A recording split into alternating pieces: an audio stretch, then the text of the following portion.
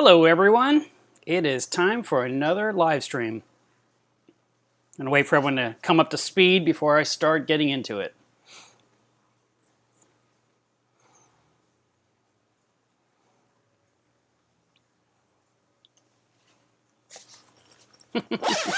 Michael Wells, first comment. You're probably the only person that's going to come to the stream today since I didn't start on time. Hi Eric.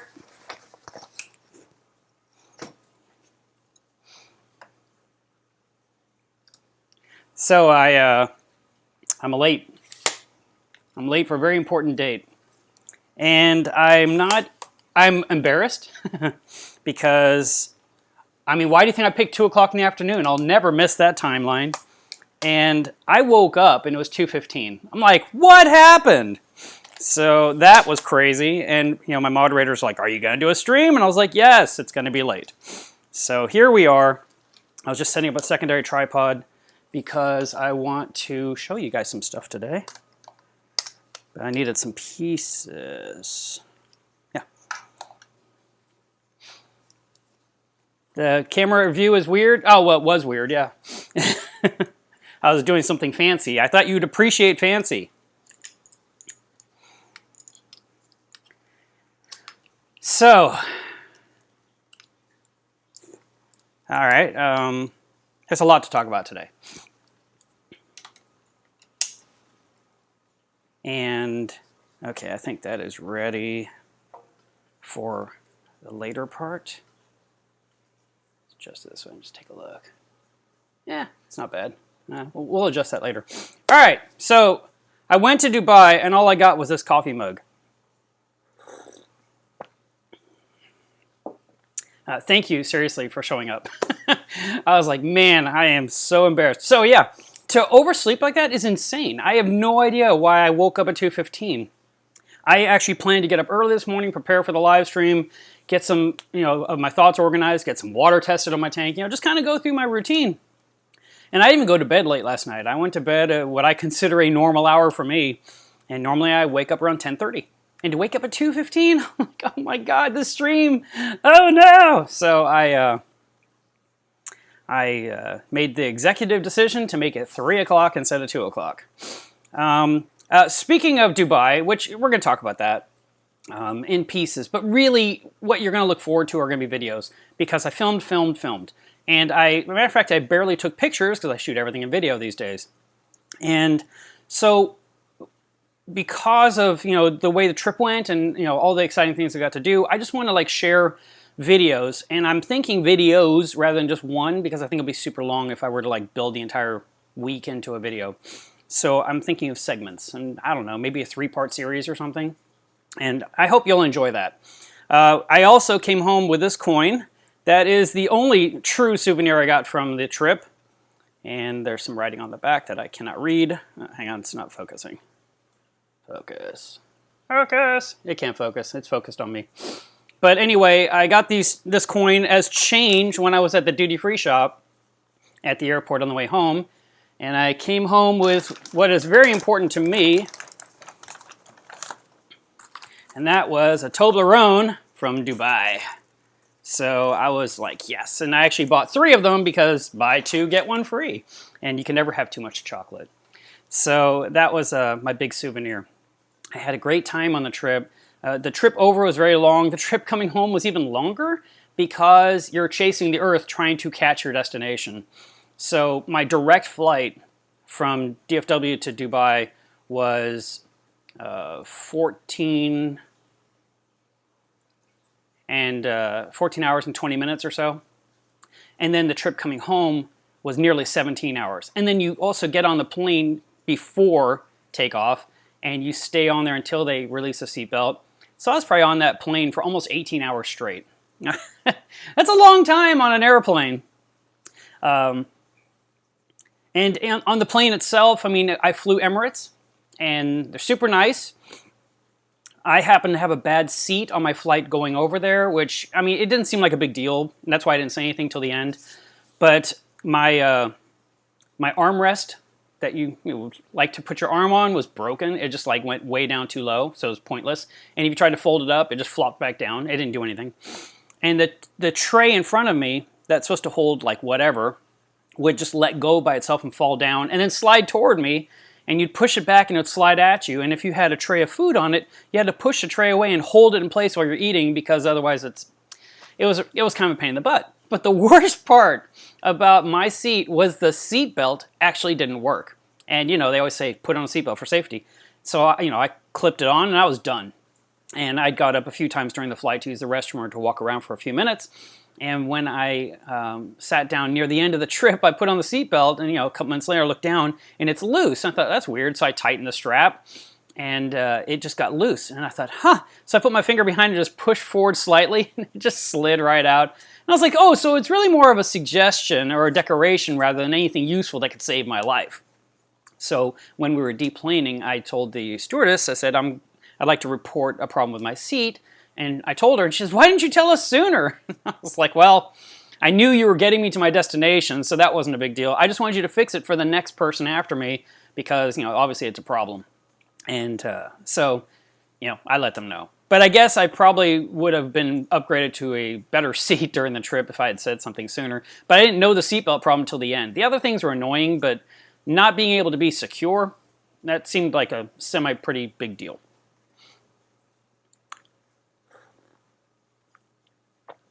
Dubai as a city is beautiful. Lots of sparkling lights, lots of tall, shiny buildings, lots and lots and lots of glass. If you're a glass cleaner by trade, you must be the wealthiest man alive over there, because so much glass to be cleaned. And they have a lot of dust storms, they have a lot of fog, so I'm sure there's a constant cleaning going on. And where I was, my home base was BPK, which is this coffee mug you're seeing. And this was the fish store that paid for my trip over for the speaking engagement. And so I kept going there all the time. And that's where I would hang out with them, and I'd hang out with the owner. I would hang out, you know, with the manager and the employees. Super nice people. Everyone's really nice. Lots of different languages. Everyone spoke another language. Everyone came from another country. Some lived in Dubai for many years, but came from Uzbekistan, or came from Saudi Arabia, or came from Lebanon, you know, and they now lived there. And some were just visiting. And there was so many corals available. A lot of people have been saying, what kind of corals did you see? So you'll see those in the video. I actually preloaded all the pictures on my computer thinking, oh cool, I'll just share some easily on my computer to the live stream. But when I relocate the computer to this spot in front of the aquarium, I have to disconnect my RAID array, and all the files are on the RAID. So when I was looking at photos, which is the program I use to view all images, it said, oh, the drive is not connected. And I was like, oh, okay, so I can't do that on the stream. But yeah, there'll be more. I'll share a bunch with you guys, and I'm going to be on it. I also want to, and so I'll tell you some other things that happened there. I went to the Dubai Mall, which has this huge aquarium with sharks. I posted a picture on Instagram and mentioned that it had bull sharks because that's what the person next to me said they were. And so I just repeated what they said, and others corrected me saying there's no way those are bull sharks. They're probably sand sharks, but I don't know. So when you look at the video, you decide for yourself what you think you're looking at. They were scary looking. And they said when they first introduced them, there was a lot of aggression in that tank and you could not get in to clean it. And then over time, less aggression, or they ate each other. I'm not sure what.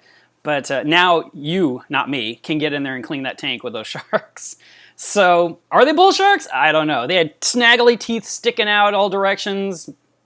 They looked tough. Oh, speaking of sharks, I did a post on Instagram, which of course went to Facebook, about Snoopy Island, or what they told me was called Snoopy Rock. And we went snorkeling there. And while we were snorkeling, I didn't have my dive mask I normally wear because I didn't come prepared to dive or snorkel. So I had to use whatever they hand me. And I wear glasses. So as you can imagine, I take the glasses off, I'm semi-blind. So I'm wearing this mask, and I can see everything about as far away as the tip of my fingertips. Everything after that's slightly blurry. And so I had to swim up close to anything I wanted to look at. Fortunately, the area I was at was very shallow, so I didn't have to like look at something 15 feet away. And at one point during that snorkel, I saw these adorable sharks. And there was like 8 or 10 of them swimming in a group. And I'm like, Those are like little tiny sharks. They look just like a shark. And, you know, no one was around me for me to say, take a look or anything. I looked up, you know, I looked around. There was no one around. I was like, all right, I'm by myself with these sharks. And later I got to shore and I told them what I saw.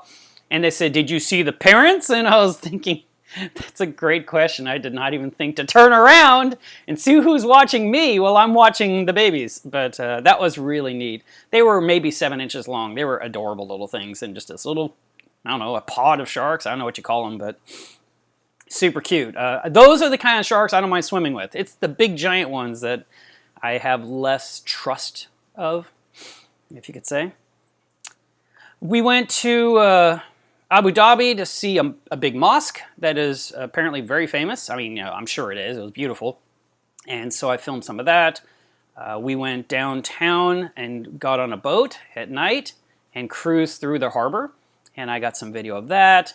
We saw the world's tallest building during the daytime and at night. We ate out everywhere. We constantly were eating out. And it's funny because I've always felt it's strange that I see a bunch of guys sitting around a table drinking tea or something in the middle of the afternoon, you know, don't have to be at a job. I've always thought that. I've seen it on TV shows, I've seen it in movies, and I'm always thinking, don't these people have a job? Don't they have to be somewhere? And that literally happened on this trip where, I mean, I don't know. Maybe they do have a job and they actually go to work normally, but when someone's in town, they change their plans.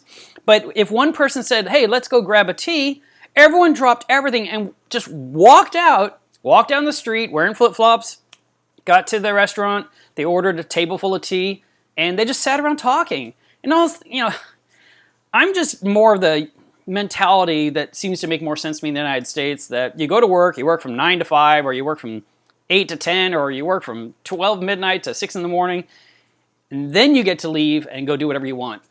And yet, I was just kind of like, wow, this really does happen. It's not just what you see on television. People just drop everything and just have a nice vacation, basically, from work for an hour or two, and then they go back and do what they can do. And so I thought that was kind of interesting because I wasn't familiar with it. Also, another thing that really caught my eye was there was, okay, I think out of this entire trip, there was one red light, one stoplight. And that was just because I think it was a people crossing. Everywhere else that you go in that entire area, they never stop. They go to traffic circles and they just merge in and merge out. And there's a lot of zipping about each other, you know, the very tight turns and tap your horn quickly to let them know you're behind them as you go around them as they're backing out. That kind of stuff was going on too. But yeah, not a single stop sign. It was very interesting to see that. They had major freeways that would take you down south. You could go like 140 kilometers an hour, which I believe is about 85 miles an hour. And that was nice. You know, you can get where you need to go, especially when it's far. The overall look of the city always had a haze to me. And I asked what it was, and they said that it was fog. And they also mentioned that super tall building, the Burj Khalifa. I think I'm saying that right. They said people are living way up high, so high up that when they look out their window, there'll be a layer of clouds underneath, and the sky is blue above with the sun shining, and they can't see any of the earth because they're that high up. I believe they said there was a restaurant at the 148th floor. So, I mean, we didn't go in the building. Also, I learned that that building has 3 sides. I need to double check the facts, but one side was residential, one side was business, and the third side, what's left? I don't know. But there's a third side, and those are separate zones. So you're not going to have residential people walking up through the business section to get home, so to speak. So that was pretty interesting.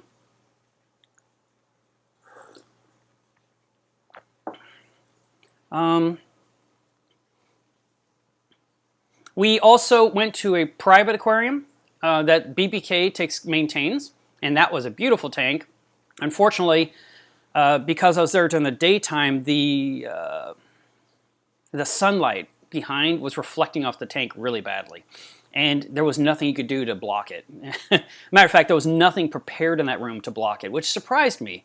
I mean, you can definitely enjoy that tank at night, every night, but during the daytime, the sun shining on the water, on the pool, on the patio is just like this big bright white light bouncing off the glass, which kind of was a bummer for me because it was a beautiful reef tank and it was 4,000 gallons. It was definitely something you wanted to see. But I shot at a few angles and I'll put that together and hopefully come up with something that you like. We also then went down to Atlantis, which is a giant hotel in one of the Palm Islands, and then went to the Lost Chambers and visited that public aquarium and did a behind the scenes tour. And here's something interesting about behind the scenes. I'll probably mention it in the video as well, but I'm just going to tell you guys because it's a private conversation. Anytime I go to a public aquarium, I always say, is it okay if I take pictures and videos? And every single time they say, no, you may not. It's every single time. Like, ah.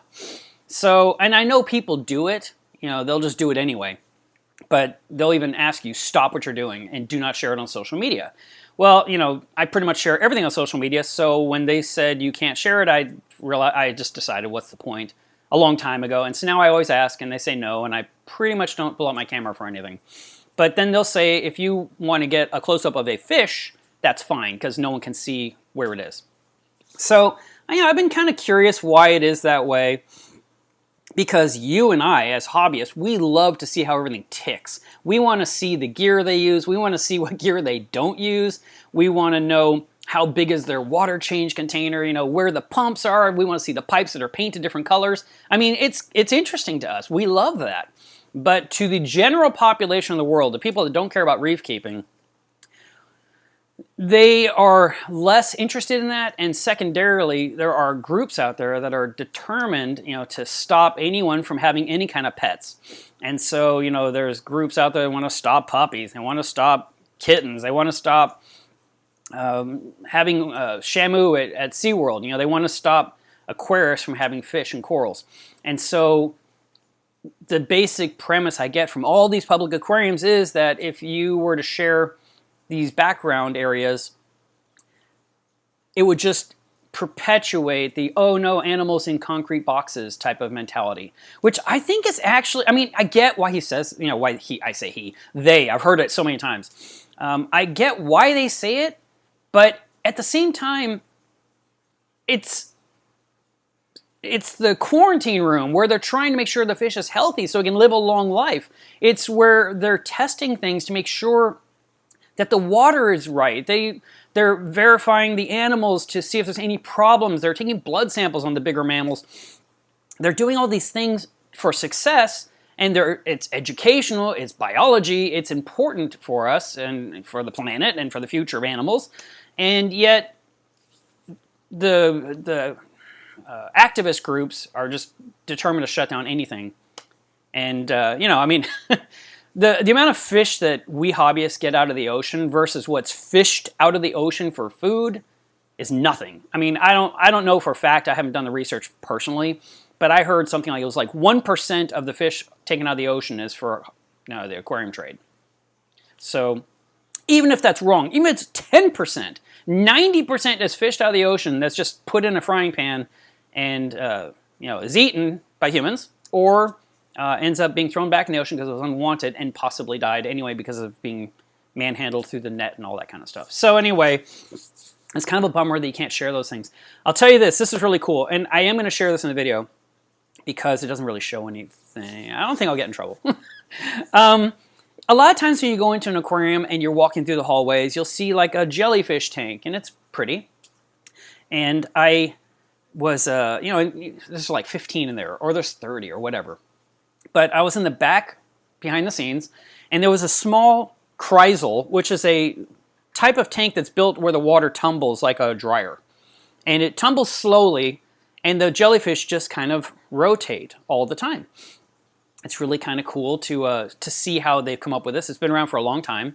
And so they had a chrysal, and the jellyfish are like this big. They were super adorable. They're so cute. And they're clear. You know, they have no color yet because, I don't know, they're young, they don't get enough light. I'm not sure what it is, but they were very clear. And I'm pretty sure this is the moon jelly family.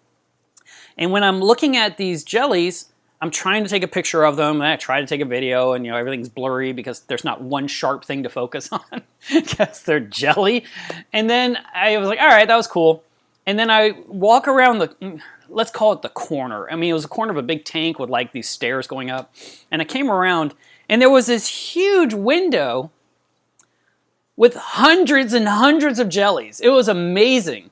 And I was like, oh. And then I looked and there was another window with just as many. And then I looked on this side and there was another. And I was like, wow, this is where they are. I mean, you know, the ones in the hallway, that's nice. But this is epic because there must have been 1,000 or 2,000 jellyfish all around me. So I did sneak a quick clip of that. I don't think that's going to be a problem to share. So yeah, that was really cool. The public speaking was on, I think it was Friday. Yes, Friday afternoon. I think that's right. I can't even remember, but I'll look at my notes. But when I did the talk, I talked about aquascaping, and there was about 75, 85 people in the audience, and almost every one of them came from another country to this presentation.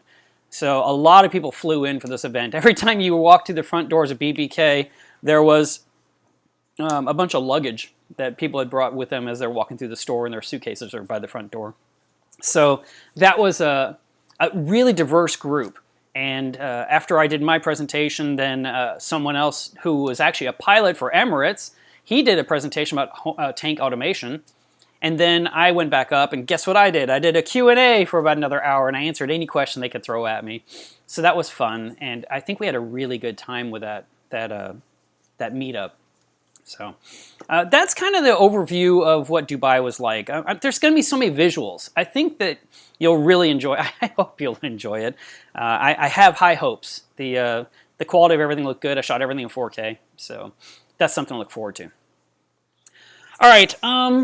I also said in the title of this presentation we're going to talk about other things. So I want to talk about my back for a minute.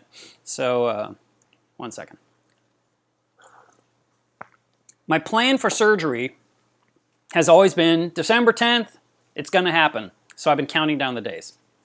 Before I even went on this trip, I got a notification from the surgeon's office saying that my insurance had not approved it, and so, or pre-approved it, so I couldn't do my surgery yet, but they were going to fight for me.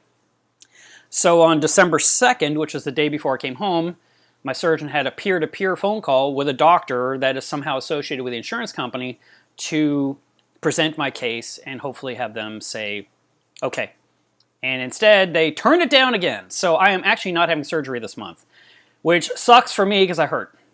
I actually went and saw my surgeon again yesterday to discuss what else we can possibly do.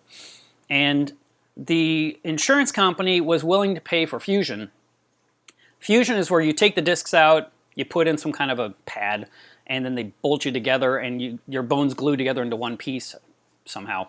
And the problem is that with fusion, the healing time is 3 months, not a few weeks. Secondarily, once those two bones are bolted together, they no longer will ever bend again. They are going to be a unit, and so that would be inside my neck, which concerns me. My surgeon says because of my problems where they're at, I wouldn't notice it as much as others would because it's not lower down in the cervical area, but he said, you know, you will definitely notice some firmness or stiffness. And so I'm really not wanting to do fusion. I like the idea of the discs that get put in. They are called Mobi-C, and they pop into the middle and your bones grow into the plates and you still have the ability to slightly turn. And then if these fail, then you have to get fusion. But to jump over that and go straight to fusion and eliminate the option of having a normal, healthy neck really bothers me. So I asked him a bunch of questions, and I asked him, how many of these have you done? And he says, I've had 200 patients that I've done this on. And I said, out of those 200 patients, how many failed where you had to go in and fix it? And he said, out of 204 of them, I had to go back in and remove the Mobi-C and make fusion, or perform fusion. So I said, and those 4 people, did it just fall apart, or was it, you know, something happened, you know, where, because he can't tell me everything, obviously, but I can ask questions, right? So I said, like a car accident or a skiing accident or something. He says, every one of those 4 was an event. I was like, all right, fair enough. So out of 200, 4 failed. That means it's a 98% success rate. So I really want this. I've never been fearful of what he could do because he did the last one 4 years ago and got rid of a lot of my migraines. but the pain in my neck is up higher and it's inside. I also asked, is it possible to go in and grind off the sharp points and just don't do anything else? And he said no, because to get to it, you have to remove the disc to grind it off. I'm like, oh God, I need the disc, you know? So that's why when they clean it out and they grind off everything, make it nice and smooth, they slide in the Mobi-C and you're good to go again. So that's anyway, that's a real bummer that I'm not doing this. I'm in a lot of pain. I actually talked to him and said, what am I going to do? And he suggested, you know, that I think about what I want. You know, he can't force me to do anything. And I said, what about if I get new insurance for next year with a different company? And he said, that's a great idea. So that is my plan. I'm going to just sign up for a different insurance company next year and get rid of the one I have now. And I even asked him, what insurance company do you work with that tends to not say no? So he gave me a name. So I'll see what I can find for next year, and hopefully I can get some help to fix this problem. In the meantime, I have a new prescription of medication, which might be why I overslept today.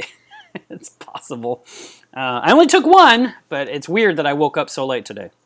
So that's kind of a bummer. I'm going to still be in pain, but on the bright side, I am not going to be incapacitated over the holidays. I am going to be able to work. I'm going to be able to work on videos. I'm hoping to roll out quite a few videos this month, and I have been wanting them and promising them to you, and I am determined. In addition, I mentioned this goal 2 weeks ago. I want to hit 1,000 customers this year. So I'm going to put this on the screen and leave it on here for a little while. Let me see. Here it is. And let's see if I can shrink this down just a little bit. I would really appreciate it if you would buy things from my website. And I realize you have lots of options, and there's probably even places that are less expensive than mine. I get it. But anything you can buy, I don't care how small it is or large. If you buy it, it counts as an order. And my goal for this year is to have 1,000 customers. And as of right now, last night when I checked, I only needed 94 more orders to hit the 1,000. I need 94. That should be reachable. It's going to be a lot of work, but I mean, people are buying Safety Stop. That's fine. That counts as an order. I'm happy with that. You know, I've had people buy a jar of Live Rock Enhance, or they get the screen to go around the Neuro 5 pump. These are all easy things I can pop in a box, and it counts as one of my 1,000 orders for the year. And I don't know why I want this thing. I just do. I think it's cool, and I would like to do it. In addition, I'm going to release a little short video saying this pretty much what I just said now. On, I don't know, Instagram and Facebook, you know, and the main feed. And I'm going to add a contest to this opportunity to buy things. So anyone that buys anything during December will go into a lottery, raffle, whatever you want to call it. And I'm going to draw one name from those customers, and they will have the choice of one of two prizes. So they can either have a Camor X1 Bluetooth dosing pump, or they could have one of the Polyp Labs Coral View clip-on lenses that goes on your phone so you don't take pictures of blue aquariums. So that winner will get to pick it. So, but we have to hit 1,000 for this to happen. So there's a little bit of pressure, but there's a chance that you buy something, you might actually win something at the first of the new year. So that is something that I really hope that you'll support me on, because it would be really cool to hit that number, just because it's arbitrary and I want it and no other reason under the sun whatsoever. It just is something I've always hoped to hit, and I'm this close this year. I feel like we can do it. So let's see what happens. All right, guys. Let's talk about some new things. That's what I wanted to do. All right, so I set up the secondary camera, and I'm going to kind of, it's not an unboxing, but it's an unwrapping of something I've mentioned several times, but probably none of you have seen. And I'm going to do it on a rickety TV table, so it may move a bunch. We're going to see how this works. And I might have to adjust the camera here in a second. All right, so here's the thing.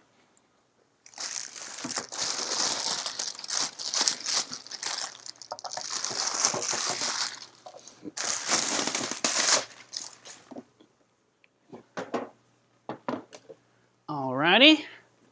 So what this is an algae turf scrubber that is very heavy, probably weighs 30 pounds.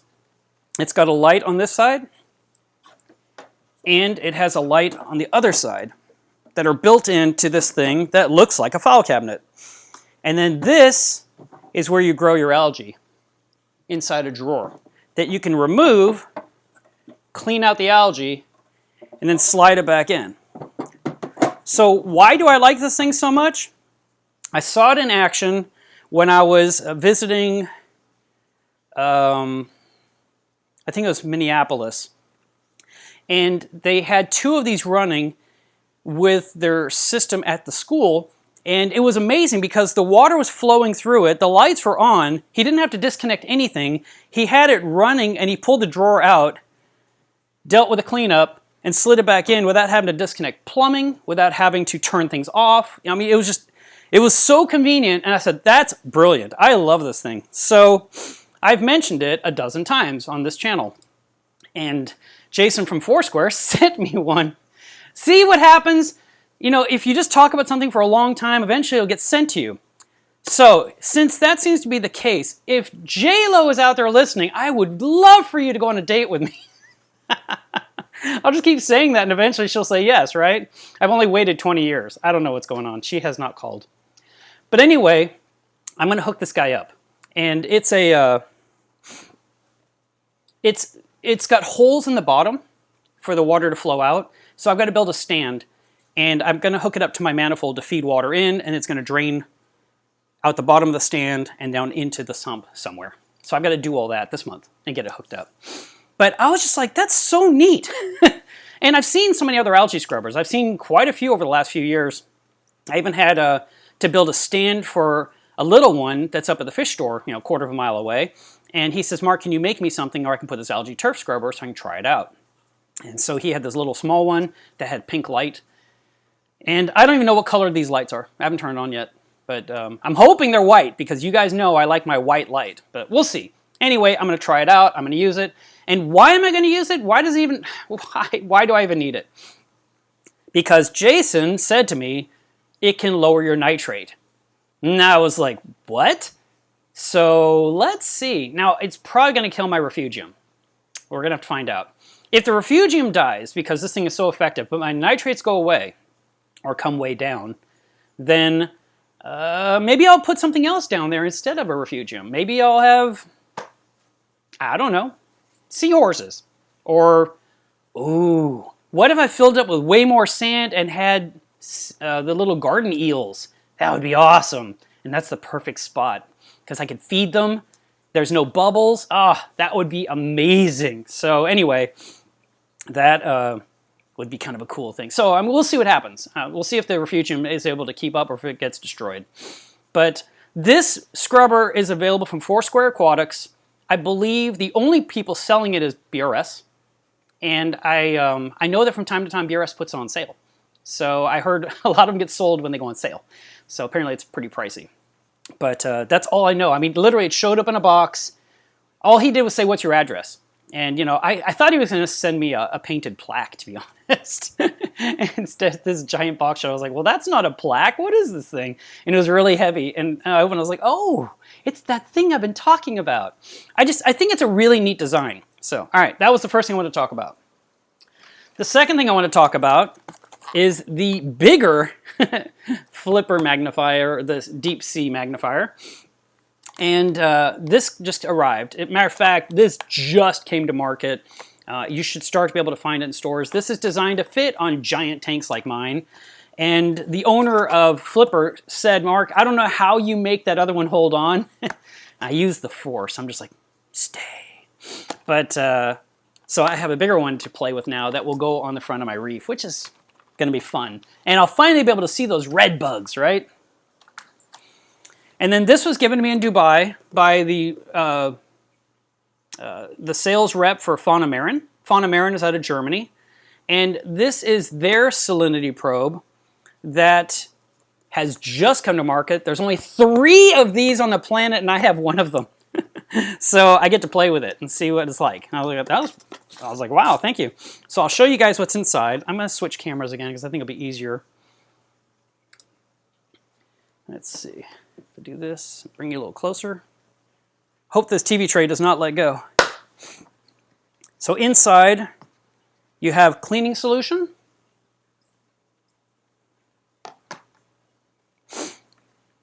You have 35 ppt calibration solution. There's a small screwdriver to adjust it. This is the probe itself, which is easy to read. It's round, unlike a lot of the ones that look like pencils or something. And then here is the actual sensor. So I'm going to try this out. I'm not even sure where you calibrate, for that screwdriver. Not sure how that happens. But that is what I am going to be playing with this weekend. So that is new. So that one, like I said, is from Fauna Marin. And, I've tried a few of these different salinity probes. Right now, I trust a refractometer no matter what. And I bought the Hanna digital refractometer, which kind of looks like I don't know what to describe it like. It's like a pencil, but it's like 3 times as wide. It's just really wide. It's a funny shape. And I've used that. Seems pretty accurate. I got a friend who loves it, swears by it. And then I've got probes inside my tank that measure salinity, which I never believe. I've got the Mindstream telling me the salinity of the tank, which is close. So I was like, all right, it's probably right. But it's always good to see what other devices are on the market and let you guys know what they are, who's making them, what they cost, what the warranty is. These are all the things that I like to follow up on. I do have a lot of companies that will say, we'd like you to review something. And I always say, yeah, as long as you give it to me and give me time. Because I never do like a open it up, oh, that's great, let's do a video. That's never how it works. It's more like, how does it work? I want to know the logistics. I want to see how it holds up long term. And I want to know how accurate it is. In the case of something like this, we want to know that it's accurate. So I look forward to trying this one out, seeing what it's like. I'll let you guys know. I think that's pretty much it for those things. So the reason I wore this shirt today was because I guess I don't know when I'm doing surgery. I should have said that before. But I hope to, at some point, get myself fixed so I can quit whining to you guys. But in the meantime, you can count on 3 more months of complaining and me looking like I'm dying. But I'll do the best I can. I'll take my drugs and hopefully I'll look a little more normal to you somehow. Alrighty. Why don't we get into this? We've been at this now for about 40 minutes. Why don't we open up to Q&A, ask questions. I'll do my best to answer them. And I think we're going to wrap up in 20 minutes. I think I'm just going to stop because I am hurting. And I started late, and it's my fault. I get that. But I just can't go 2 hours in. I've got to get some more stuff done today while I have any kind of willpower. And then I'm going to ice up my back and take a break. So let's answer some questions. All right, we'll start with Nick. Thanks, Nick. Thanks for starting with the hardest question ever. There are rumors going around that Mindstream is gone. I don't know that for a fact. I actually know one of the investors, and I contacted him via text and said, have you heard anything? And he just said no. So I don't know what's going on. All I know is 2 weeks ago, I had a disk sent to me to put in my Mindstream, and like it's supposed to be. When I open the app to run it, the software works, which is web-based. So I don't know what's going on. I hate that there's silence. It makes me uncomfortable, just like it makes people out there that are buying one uncomfortable. And I really wish that they would say anything, even as, yes, we know we're super ridiculously late and we're trying, but we ran into a problem of whatever that might be. But to just not say anything makes me very nervous. And so it makes me nervous for you guys. And I don't want to hurt them by putting out any kind of comment like, oh, no, you should do this, because I don't know what you should do. I really don't. And if I cause a panic, it could collapse the company that is trying to get off the ground. If I were to lean into the cautious mode. If you bought it with a credit card and you don't receive this product at some point, you can file a claim with your credit card company, and it'll just be refunded. So I don't think you have to worry about losing money in that regard. I was reading a thread on Reef to Reef yesterday about this topic, and one person stated that you have 90 days to get a refund, and then that's it. And that's not true. So, you know, you would check with your own credit card company and say, how much time do I have to file a claim? And they will tell you. So don't just read one thing on a form and believe it. I don't know what's going on, and I wish I did. And if I did, I would tell you. But I haven't heard anything. And I sent a text to one of their service techs, and he didn't reply. So I don't know. I just don't know. You know, I wish I could give you some good news or some official bad news, but I know nothing. And so at this point, it's a waiting game to figure out what's going on. All right, can we try an easier question? Thanks, Nick.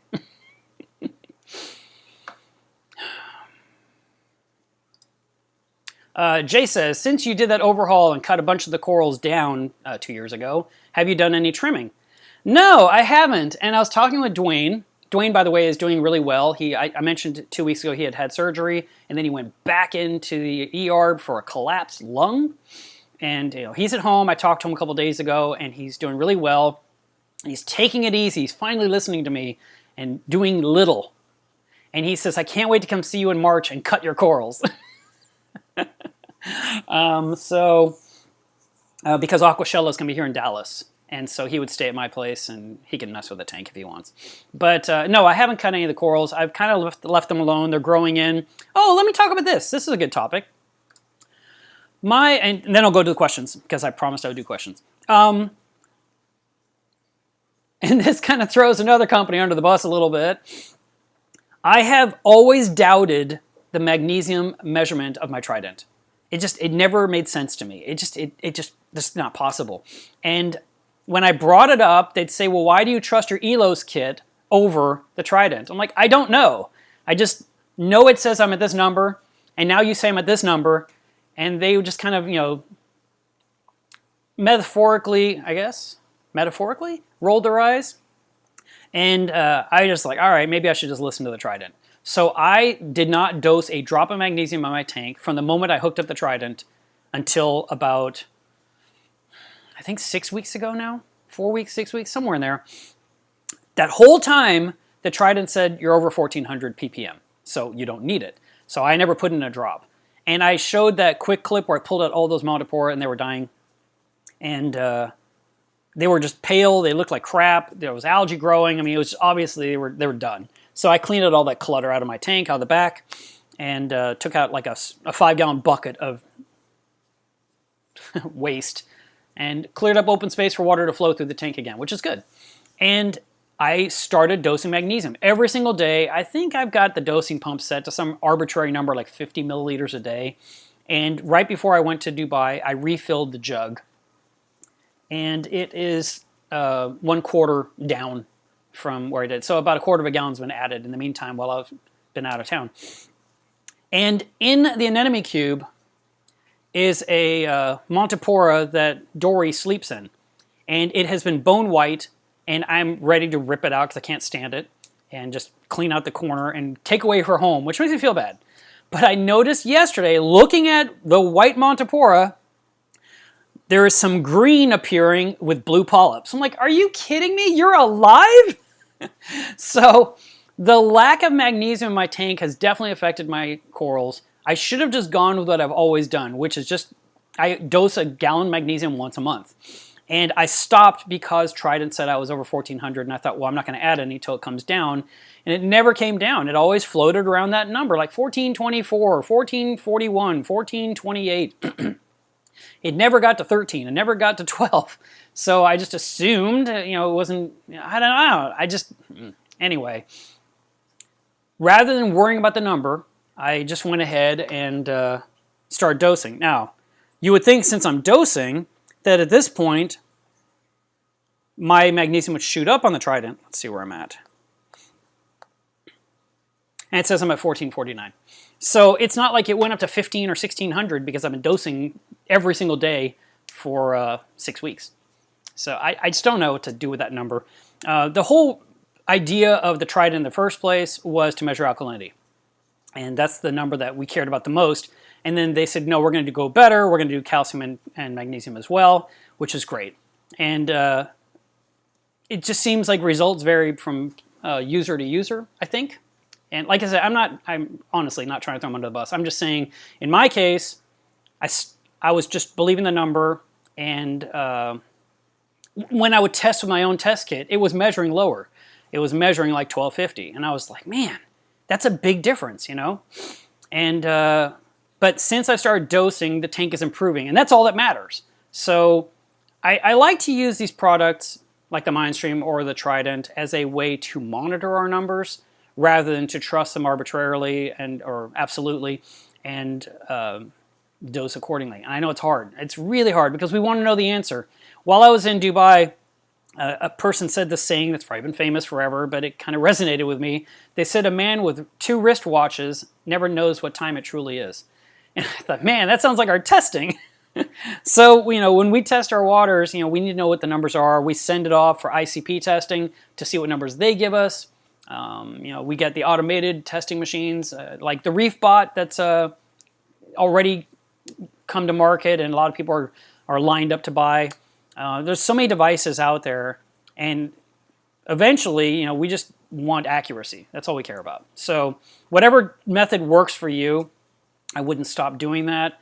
In other words, if you really like API, not the best kit in the world, but it does do the job. If you really like Red Sea, if you like HANA for this, you like Red Sea for that, you like ELOS for this, then keep using those 3. If you want Trident, or you want the ReefBot, or you want to try the Mindstream, don't hesitate from trying it. I mean, yeah, it could end up being something you just adore and it works great for you. And in my case, the Trident has run fine. I just didn't believe the number, and in the end, my tank proved that the number isn't as high as they say in my tank, in my case. All right, let's see how that plays out over the next week. Tim says, if I were to order some of your liquid products to Ontario, is there any issues at the border? Not that I'm aware of. I've shipped quite a few liquids up there without nothing's happened that I'm aware of. Customer receives their order. I always fill out the customs form.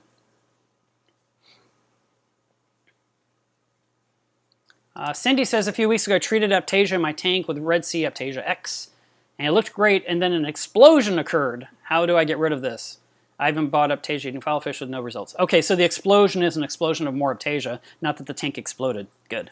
I think what you need to do is hit every one of them until there's none left. And in other words, it's not a one-weekend job. You just do it and do it and do it until then you have gotten rid of them. That would be my recommendation for that one, Cindy.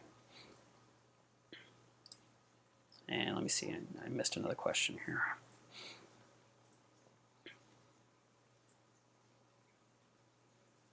Ben says, what can I do to lower my calcium? Are there simpler options other than a water change? No, really there's not. There's no calcium absorbing any media that I'm aware of that can just suddenly suck it out.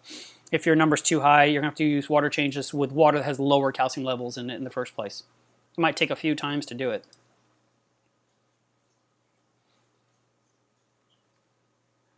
Let's see. Andrew says, what's your favorite invertebrate in your tank? I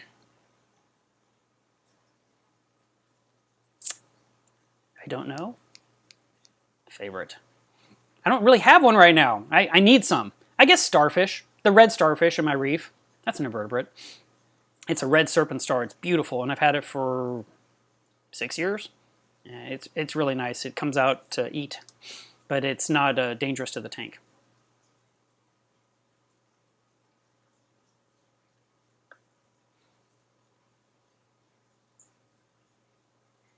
I'm looking for another question.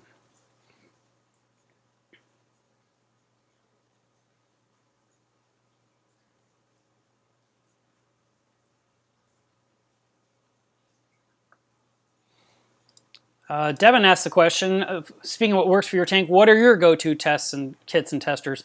I pretty much use ELOS for the big 5, which is going to be alkalinity, calcium, magnesium, phosphate, nitrate, even though nitrate's kind of pointless because it's always higher than the kit can measure. I have the HANA salinity probe. I've got the Milwaukee digital refractometer. I have the Trident to look at those results. I look at the Mindstream results. And also I get apex readings that tell me like pH and temperature and ORP. So those are the ways I test. I've been testing the same way forever. So those are the ones I like.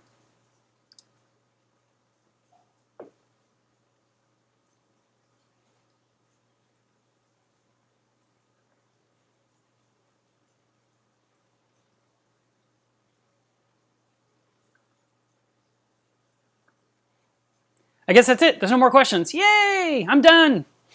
Thanks for tuning in.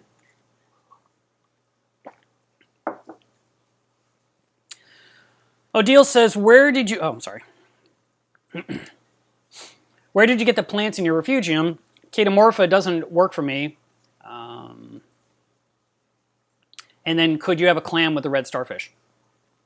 I've had feather caulerpa forever. I got it at the fish store not too far away called Fish Paradise. I bought it a few times. No, at least twice. No, actually, I probably bought it once. And I've had feather caulerpa forever. It is the one plant that grows for me and doesn't die off, doesn't go sexual, doesn't do anything weird. And it just keeps going and going and going. So I'm very happy with it, and I don't have to fight. Like I've put in Chaetomorpha and it just goes away. I don't know why. I have a feeling because I don't dose iron that is one of the reasons Chaetomorpha doesn't do well for me. That's just a guess or a hunch. But feather caulerpa is what I like to use. And there's a picture of it on my Critter ID page in the algae section, so you can get a good close-up of it to see what you're looking for. And yes, you can definitely have clams with the red serpent starfish. The serpent starfish is not aggressive. The brittle starfish is a fish eater, especially the green one. So if you see a big green one with a lot of fish, make sure it gets a meal when you're feeding your fish, or one of your fish will just vanish. I really do not recommend the green brittle starfish to anybody that likes fish. But, you know, some people say, hey, mine's working out fine for now. So, but the serpent stars, like the banded serpent star, the tan-colored one, the harlequin serpent star, the red one, these are all really nice detritus eaters, but they'll catch some food. But they're not chasing down the fish.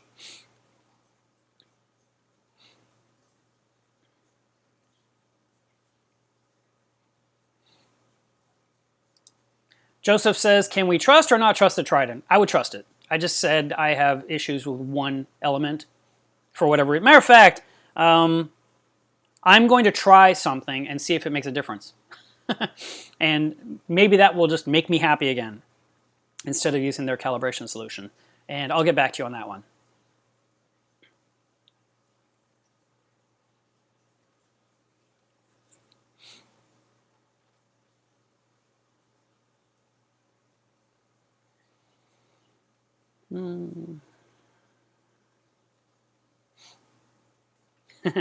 Nathan says, thank you for sending me the Vortec pump so fast, but his face says he's not happy.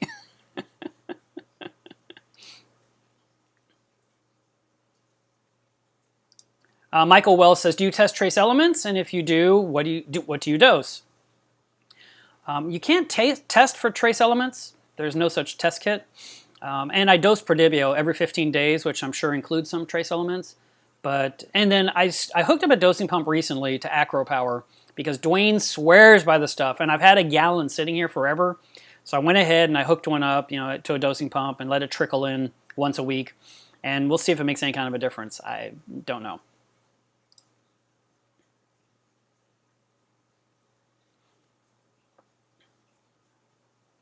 Dan, I just talked about this about 15 minutes ago. I don't know. We don't know what's going on with the mind stream. So right now I just think there's a lot of rumors bouncing around. I would love an official announcement one way or another. The tiny striped brittle starfish are no problem at all. They'll stay tiny forever. Those are like a different subspecies. So enjoy. I love them. They're awesome.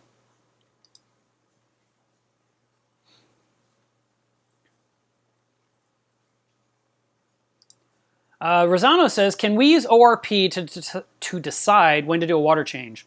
After a water change, my ORP reading drops from 450 to 250. It's not that the water's cleaner. That's not how ORP works. ORP is usually just an indicator if something's going wrong with the tank.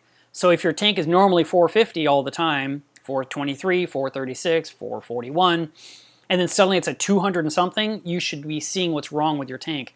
That happened to me once years ago where I had dosed vitamin C trying to make my zoanthids happier, and my ORP collapsed and all my LPS corals tightened up. They were all closed down like little fists of fury, and I didn't know what was going on. And I called a friend and said, ask me anything. I got to figure out something's changed on the tank and I can't figure it out. And he asked me, 20, 30 questions. And finally he says, have you dosed vitamin C? And I said, yeah. And he was like, well, there you go. Because vitamin C is something you have to add gradually, a little bit at a time, and you build it up to a certain amount, which then improves the health of your zoanthids. But, you have to taper it off. And I just did it out of the blue. Hey, let me give my tank 3 tablespoons of vitamin C. And it almost killed my tank because I'm an idiot. So I made that mistake because I didn't remember how you're supposed to dose it. I just knew it works, and I was wrong. So I ended up having to go into crisis mode and fix the tank as quickly as possible, which was remove the protein skimmers collection cups so it would just overflow like a volcano, run to the fish store and buy a big air pump with a heavy air stone, put the air stone in front of the vortex so that it would just blow oxygen into the tank. I had to open the doors and windows, get fresh air in the house as quickly as possible, because basically it seems that vitamin C would suck out all the oxygen out of the tank. And so that is why my tank responded the way it did. That's how how it was explained to me. And so nothing died. I got lucky. I resolved it. But my ORP had collapsed and it brought it back up. So it's dissolved oxygen reduction, I think is ORP stands for, and ORP. Oxidized reduction potential. And that product, that's more of a monitor than any kind of a gauge for when to do a water change. So the answer is, it has nothing to do with your water change.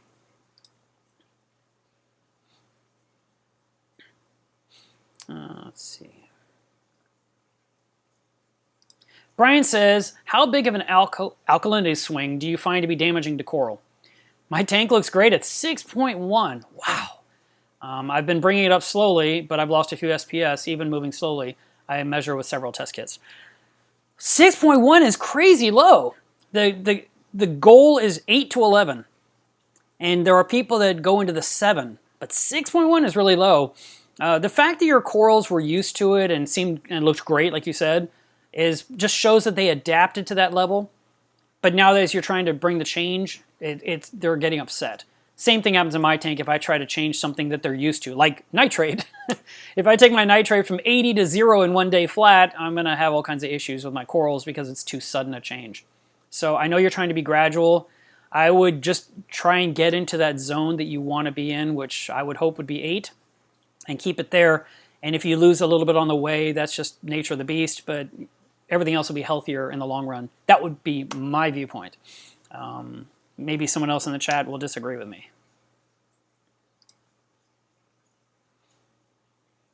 Huh, I didn't know that, Devin, thank you. He says Red Sea has a trace elements test kit. That's the first one I've ever heard of, ever. Wow, did not know that. Oh, and Michael Wells says the same thing. Thanks, guys. Joseph says, why are the dory fish, the blue hippo tang, so sensitive to ick? And a lot of people say it's a hard fish to keep. No, actually, it's a pretty hardy fish. It's not hard to keep. They can get ick. It is possible. Most fish can. And but they're not an ick magnet. They aren't the one that always gets it. I think they just need to have good flow. They got to have a great spot to hide when they want to sleep. And they need to have some nori in their diet, and a nice clean tank, just the way Dory would like it. I've had that hippo in my anemone cube now for at least 3 years, maybe longer. And the one thing you need to know about hippo tangs, if you really want to keep one, is that a hippo tang invariably will start attacking your zoanthids. I don't know why. They bite them. And the zoanthids just retract and retract and retract, and they end up looking like they're tattooed on the rock. And if you get rid of the hippo, they all open up again. So hippos and zoanthids are not a good match. So you have to pick which one you want.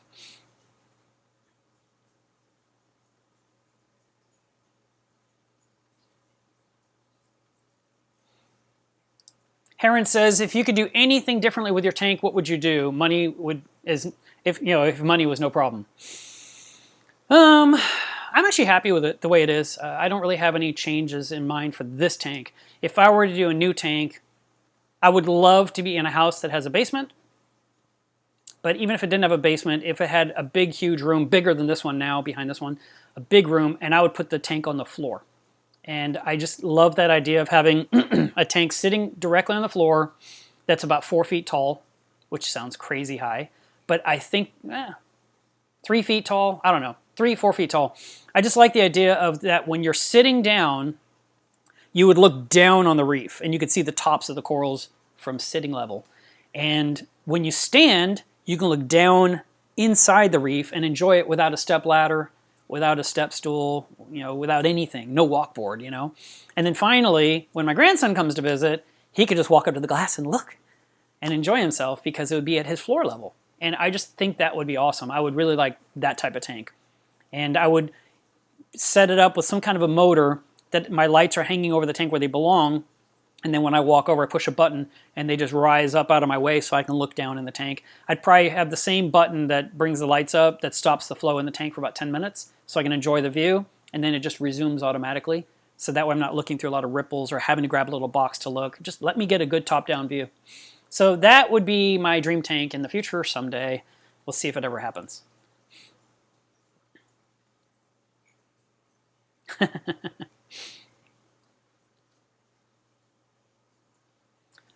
Devin, the vitamin C thing was something from a long time ago, at least 15, 16 years ago. There's articles on it. Just look them up and see what you think.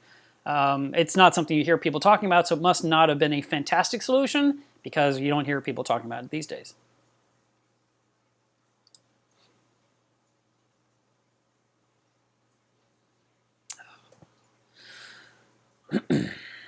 Okay, good, Brian. I'm glad you're trying to get to 8.0. I'm sorry you're losing some corals. You didn't say which kinds. Let us know what types are suffering. Is it SPS? Is it acro? Is it Monty? What's going on?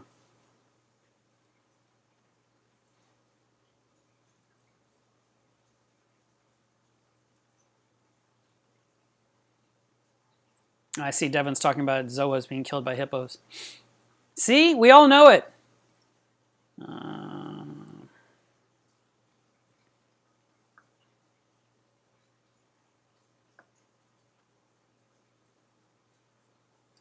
Brett, so glad that you got on this live stream and asked that question. So in 12 hours, the cyano is gone, but it's not gone. I think what it is your lights turned off and the stuff went invisible, and then when the lights come on the next day, it's going to be visible again. You need to go the full 72 hours before you restart your skimmer.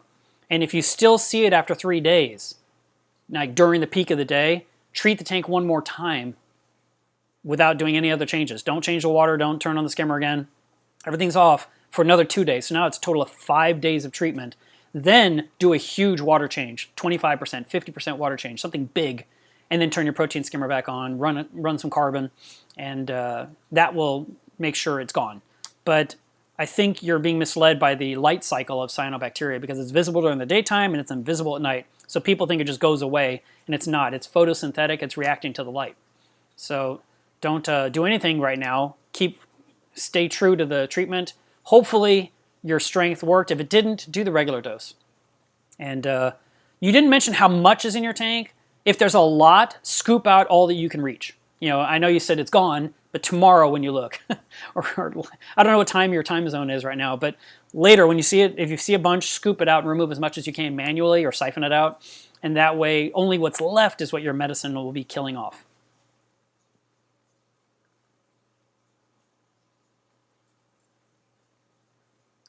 Hey, thanks, Ryan. That's good to hear. I didn't know anything about that. I'll watch it. My pH is kind of low. It's usually around like 7.9 to 8.1.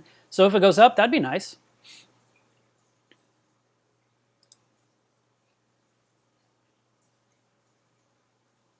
Casey Reefs is here. Right on time. It's going okay.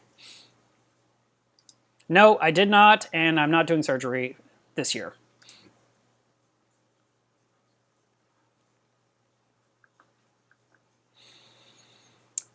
I guess that's it, guys. Today is water test Saturday. Please test your water. I'm going to do that myself. I'm going to wrap up this live stream now. It's going to be a short one because I don't feel well. But I appreciate you guys being patient with me today, and I hope that you enjoyed the stream. If you test your water like I'm asking you to, please post your results in Club Me Loves Reef. Our club is coming up on 6,000 members, and that's pretty exciting. So, you know, be sure you join in there and join in the fun conversations we have. Share pictures of your tanks, share pictures of your plumbing. We love to see how everything works. And I enjoy seeing some of you have some beautiful reef tanks. And I'm just like, whoa, wow, that was a secret. Where have you been all my life? So please do share what you can in Club Me Loves Reef. It's awesome. It's a great group. I run it. We only allow people to be nice. So there's no trolls, there's no aggression. If there's a problem, report it to us. We'll take care of it.